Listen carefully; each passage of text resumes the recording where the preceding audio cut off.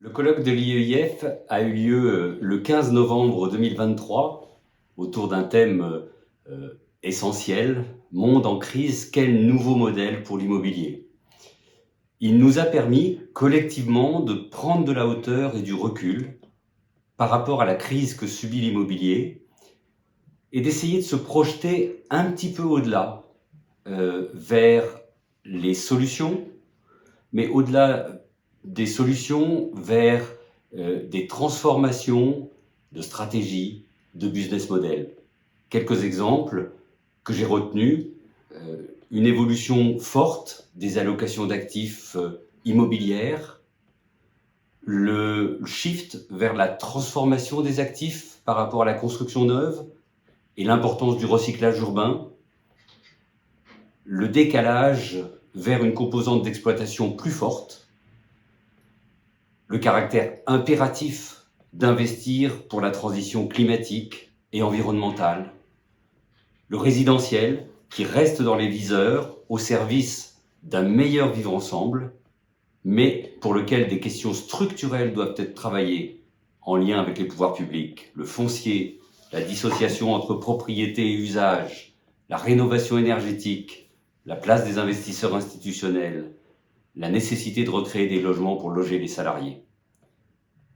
Nous sommes dans une reconfiguration en cours et à venir très forte des business models et du rôle des uns et des autres dans la production de la ville. Monde en crise, crise immobilière, crise économique, crise environnementale, crise sociétale. C'était le thème que nous souhaitions aborder lors du colloque de l'IEIF. Et effectivement, les points de vue ont été posés, points de vue au sens littéral du terme, à savoir les lieux d'où chacun peut voir ce qui se passe, avec chacun avec sa propre perspective. Et c'est ce qui était très intéressant, c'est que les angles de vue, les points de vue ont été posés, débattus. Toutes les personnes qui se sont exprimées ont accepté justement avec franchise de poser les choses telles qu'ils les voyaient, telles qu'ils les percevaient, sans détour, avec parfois humour, ce qui était très bien, mais en grande lucidité. Et c'est vrai qu'il vaut mieux regarder les difficultés telles qu'elles sont.